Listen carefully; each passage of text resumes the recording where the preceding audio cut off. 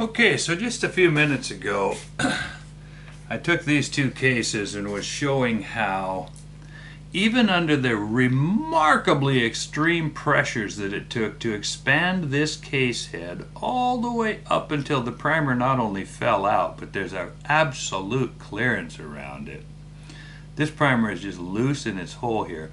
It did not blank the primer. It did not pop the center of the primer out. It didn't puncture, it didn't pierce, it didn't leak. It leaked all around the edge. Scarred up my bolt face a little bit. Although one blast is not as bad as the repeated blasting of many times gases escaping and doing something called cutting the bolt face. But I threatened you with this idea that we're going to talk about brass yielding, and I realized a while back I took some cases and I oversized them. I wanted to do a whole series on why case heads separate. And it ties into my whole die thing about fitted dies and how with fitted dies cases don't grow, and people call him BS on that, and cases always grow, and why do cases grow? And again, this is turning into another of my mechanism rants. So we're going to talk about the mechanism of yielding, and for that I'm going to start with some silly putty here. This is pretty easily manipulated stuff. But you could take this piece of silly putty. It has a yielding coefficient. In one of the other videos I talk about coefficients. Coefficient is contrasted against 1.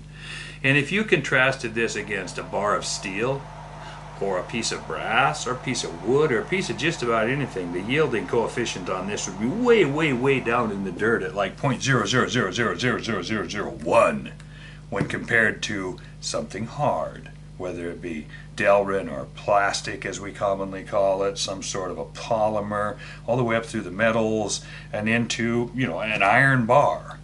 It would take, a bar of steel this size would probably take 50,000 actual pounds to, I'm way out of my pay grade here, forget what I just said. I have no idea how many pounds it would take to break this. Even though there are companies right here in town that do routinely break pieces of steel and pieces of concrete and pieces of reinforced concrete and blah, blah, blah. I don't, so I shouldn't say anything. But the point is that I could hang something on here. I could hang a fishing weight on here, and while it would elongate slowly, it takes some, I could put a little pressure on it, but at one point as I pressure it, it's going to yield. When it yields, that's called the yielding strength, I guess, is the point at which it yields. It has overcome its tensile strength.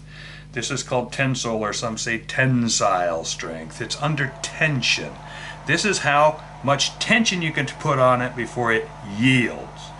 There's also other strengths that things exhibit. This would be compressive. How much can it take before it squishes? One of the most poorly understood mechanisms about brass is that a lot of people will try to argue with you that the elongation of brass is due to this compression thing, that somehow you put pressure on the brass, boom, that 50-60, and it squishes it out like silly putty or toothpaste and pushes it out the end of the chamber. Nothing can be further from the truth. That's simply not true. And this comes back to one of my think with me people, but now take it beyond do with me people. Do. Think and do and think. You are equipped to test this kind of stuff. I don't mean to take some silly putty out and do some silly thing like I just did. That was just to illustrate tensile strength, yielding, compressive strength, yielding, the fact that brass will yield. Now, there's another thing I guess I should show with the silly putty, and that is the support thing. This ties back into why a primer can take so much pressure without blanking or popping, because even though the metal in that cup has a very small shear, this would be a shearing load. Okay, this would be like if you had let's say this is a primer cup, shearing load. See, it goes into there quite easily. This is the hole that the firing pin comes out of, let's say, and this is the primer, and that's the yielding, that's the shearing load. This doesn't have a lot of shearing strength. So that's another thing that gets quantified, is the shear strength of certain materials the compressive strength of certain materials, and the tensile strength of certain materials, and they've all been quantified for hundreds of years. There are charts out there all over the inner tube and in books all over it. Anybody who's ever went to school for more than 6 minutes in any kind of a sciences course is going to run across the fact that, you know what, talc is softer than diamond. There's hardness scales, and there's all these things are all, again, using coefficients. They take something and contrast it against it. A Mohs scale or one of the metal scales contrasts against a hardened metal. Some of them contrast, they go from diamond to talc, as I recall. It doesn't matter. They're just saying that somewhere in between. So when you scratch it with a fingernail, it's a 2. If you can do, I don't know. I don't bother with this kind of stuff because the information's easily gotten. But suffice it to say that cartridge brass yields at a certain point. And one of the other things that can tie in with this blanking thing is case head separation. Right here is a case that I've fired to leakage. It didn't exactly separate, but it's to leakage. On this side we see what's called incipient case head separation. And I did this because I want to show people that even though the books say look for a grainy ring, this right here has blown out on this side. It's actually separated already. And yet, just right around on this side, you can't really see a grainy ring or anything. There's not much of an artifact. The real way to find out what is going on is how many times have you had to trim off this end. And regardless of what mechanisms you may have heard about, the actual mechanism, the factual mechanism, the real mechanism at work here is that you size a case so that its headspace is too short. The firing pin hits it and it drives it more deeply into the chamber. It drives it away from the bolt face. Now it pressures up, and if the pressures don't exceed something that I'm going to call about 45,000 psi, the case sticks there, and all that happens is that the primer backs out a little bit. Punk! And you end up with a case which got what's called a protruding primer. And you go, huh, I wonder why that primer's popped up. When did that happen? How did that happen? What does that indicate? There's always something to be learned. If I'm walking along and I step in something sticky, I go, huh, maybe I'd better smell it. Maybe I'd better find out. And when something like this happens, the smell test becomes really apparent because you get these odoriferous fumes curling up out of your action, and your smeller goes, hey, wait a minute, something just leaked in there. Somebody peed inside my chamber. So here's a case that exhibits none of the classic stretch marks, but yet here it's popped open. And so the mechanism of this is interesting. It's kind of like the mechanism of popping or blanking or blowing out a primer. And that's why I'm going to just run these two videos, one right after the other, because I want people to understand that you can pressure a case all the way up until it blows wide open, until the brass yields tremendously. This case yielded. It must have had something in the order of 90,000 psi in there to cause this very thick brass to yield that much. This is so far overpressure. This is a serious overpressure event from a jammed bullet. I had a bullet that was jammed up in a donut, which I'm sure is gone now. I could probably take a bullet and stick it in there. I haven't even thought of this yet. Bet you if I took a bullet in it, I could show you that that donut's gone. Yeah, this is pretty tightly fitted. I don't even know if I could. Yeah, I can't even get a bullet back into it. I could reseat and shoot that over and over. There was a thou or better of clearance on it, but it's gone now because I jammed. Anyway, all of that aside, I just want to talk about why cases separate. And what I did between these videos, I did the last one about 10 or 15 minutes ago, is I ran out and I went on the mill and I actually milled the side off of this one so that you can see the thinning. That it's the bottom of this case is supposed to look like this.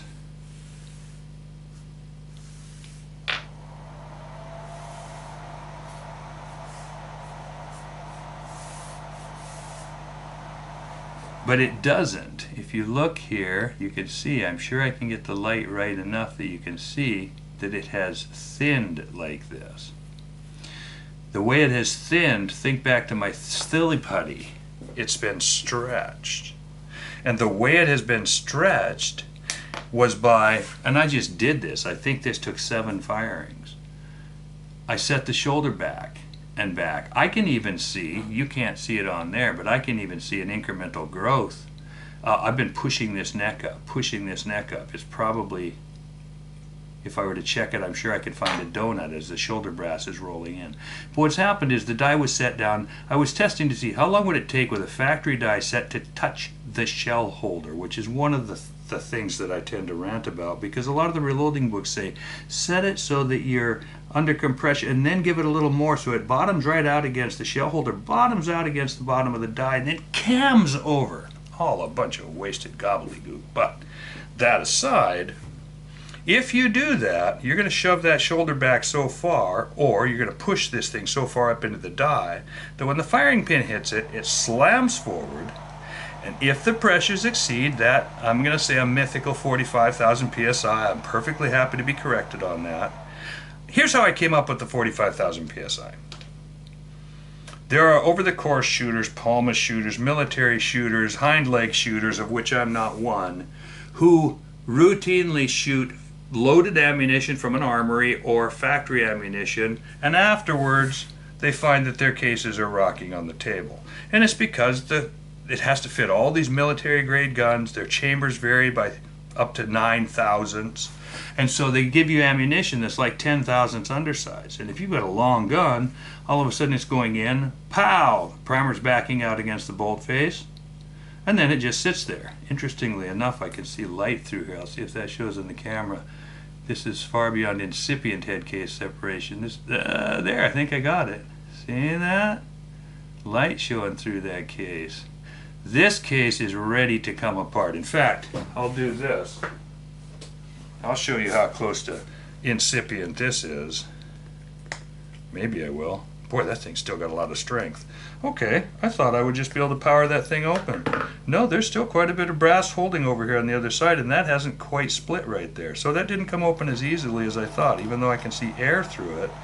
This brass is pretty stout stuff. I can, woo-hoo-hoo. There, I got it. Like pulling a tooth. Okay, so there was still quite a bit of brass around this side and around this side, even though it was gapped wide open on this side. If I turn this in the light, I bet I could show you there's a pretty good rim of brass left on that side. Same thing as here. There was still some brass. Nice, fresh, shiny. There, you can see how much was holding here. I had to break that off. Over here now, on this side, there's nothing. There is no shine there, no matter how I turn it. This right here is blown clean through. So there's a case that has been pushed to the point that it actually blew, and I went and milled the other side, and maybe that shows something that will be interesting to people. But the reason, the mechanism is that brass, when it hits a certain pressure, yields. It has to yield. It has to let go. It has to, how do I say, and this is what I did.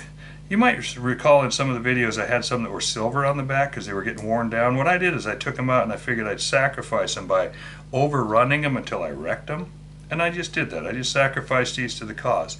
And there is some remnant, if I can get the light right. It's possible that you could see the proverbial granny ring on there. But I'm here to warn you that either you need to reach in there. I'm going to start to sound like a Tesla salesman, because you can reach in there and look at it. And you can see that tremendous gappage. You can see where that thinning occurs by looking. This picture even shows the thinning pretty dramatically. Or you can reach in with a pick and you can feel for it. A paper clip has been one way, and yes, you can feel it with a paper clip. But understanding why it happens brings us to a point where we can now deal with it and fix it. And the way that we do that is by fitting our darts such that we discontinue this constantly shoving up in.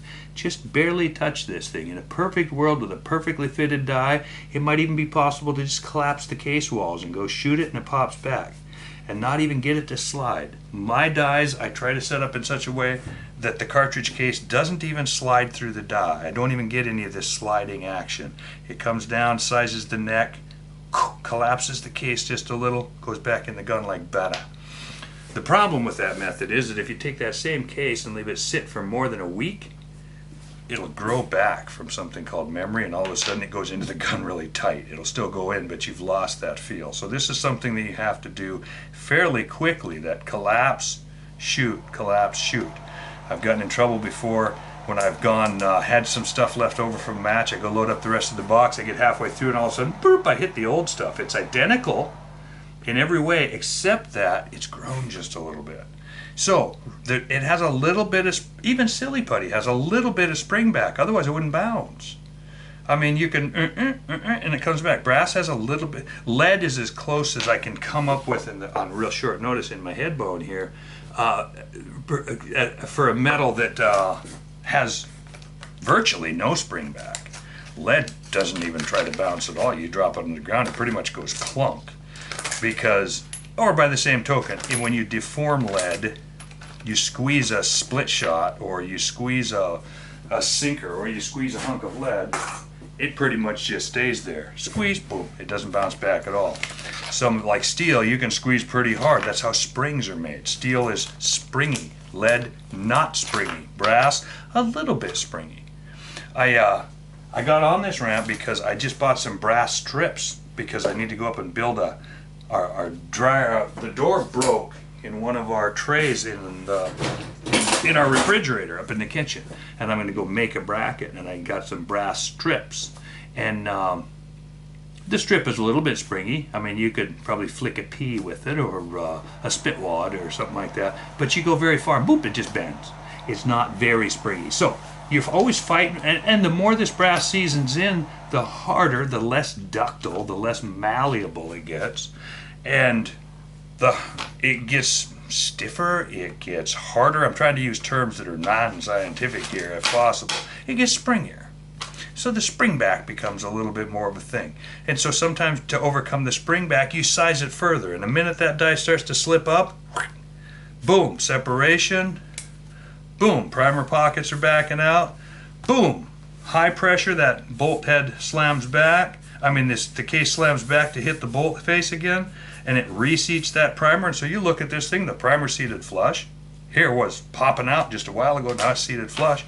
So maybe I fixed it. No, now what you've done is you still have the clearance in there, but now it's stretching the brass, it's causing it to yield. And just like that silly putty, as you pull it apart, it goes right here where the thick brass meets the skinnier brass, it pulls apart.